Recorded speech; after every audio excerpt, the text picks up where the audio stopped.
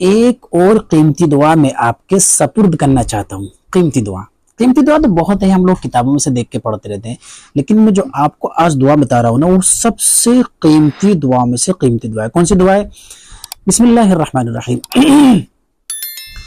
اللہم اغفر لی ورحمنی وعافنی ورزقنی.